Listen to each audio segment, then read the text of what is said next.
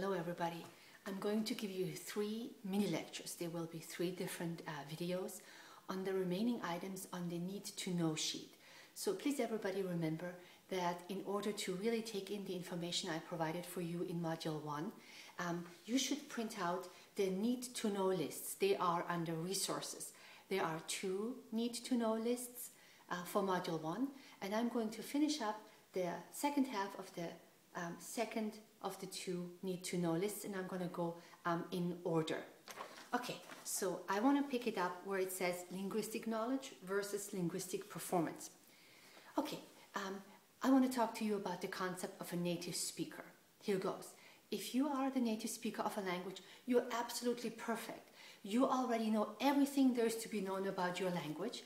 You can express yourself, you can say whatever you want, and it comes out of your mouth without any effort, without any thinking, and it's just easy. It's second nature. If you are a native speaker, compare this with not being a native speaker. And if you've ever studied another language, you know what that's like, where you have to think, oh, what is the verb conjugation for that? And did I say that right? And what is that word? That is a conscious effort. That's very different.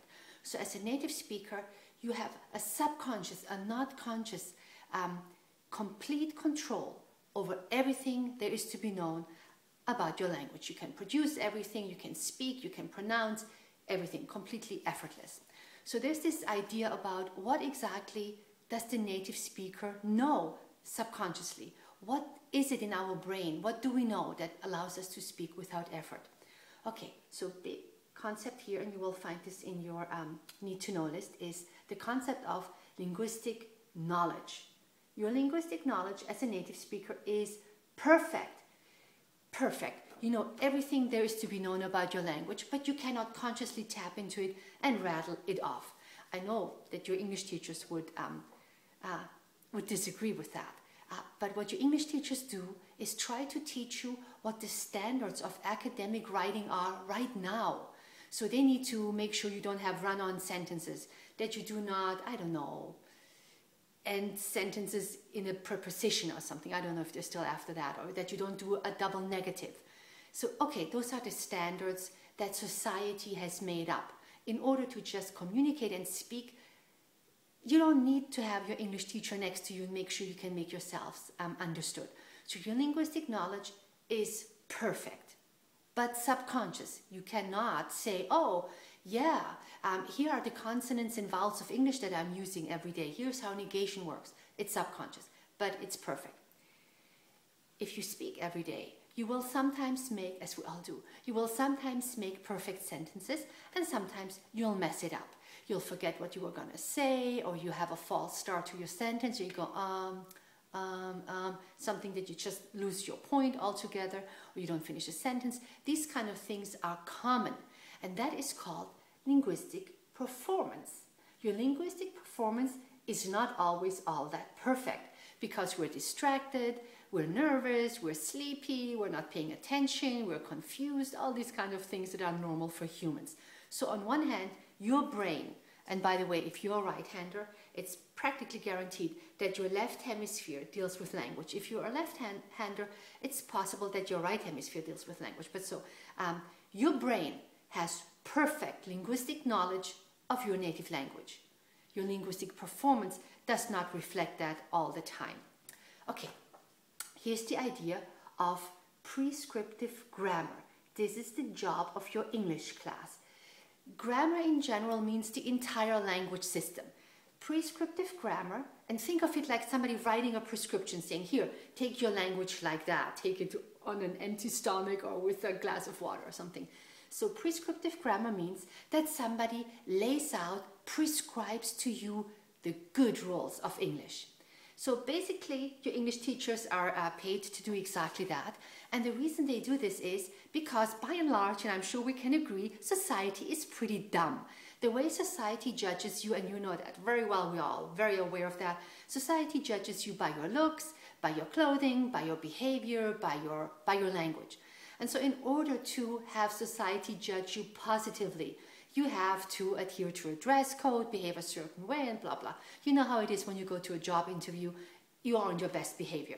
Okay, so prescriptive grammar tells you, use your language like this, here's the prescription, and then people will think you're educated and you're pleasant and all of that. No double negatives. Don't say, I don't know nothing about that.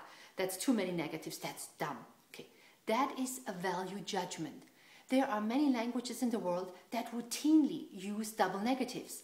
Italian does, French does. Look it up in the first chapter of your reading. So many languages use double negatives.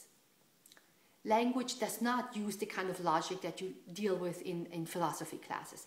So, but here in English, in the English language, the prescriptive grammar says, don't you ever, never, ever, never, never use no double negative.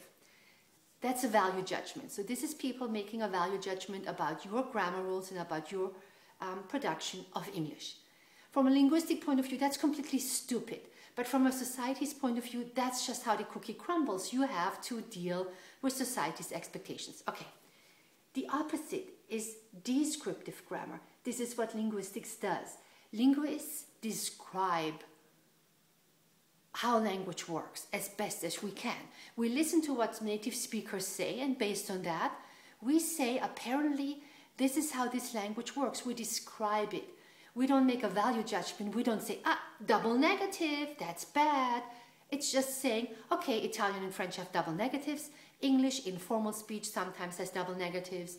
English formal speech does not, and so on. It's a description of what actually comes out of people's mouths. Based on that, we're trying to figure out what goes on inside of the brain.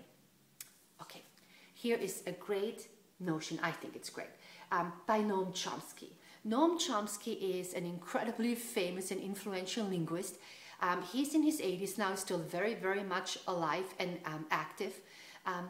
He has been teaching at MIT for the longest time, just incredibly influential linguist, just absolutely interesting and brilliant.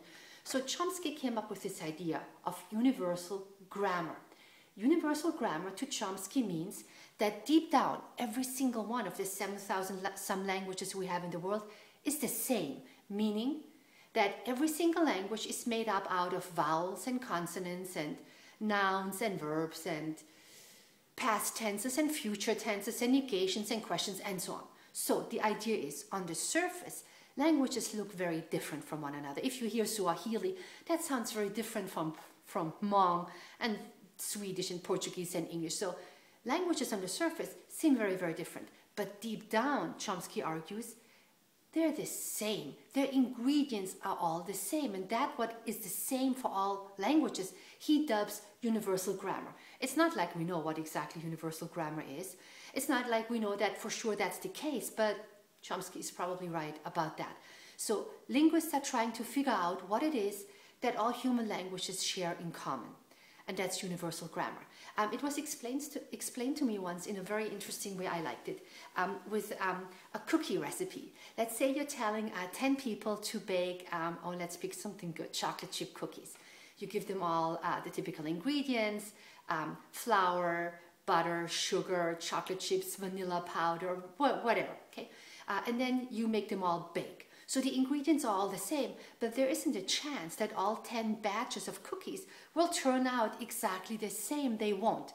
And so basically this is like Chomsky sees universal grammar. The ingredients are all the same that go into every one of the 7,000 some human languages, but how they come out is different. That's the idea of universal grammar. It's a theory. Some people think that it's probably right. I do. Some people think it's not. So it's difficult to find out what exactly universal grammar is and if it is correct.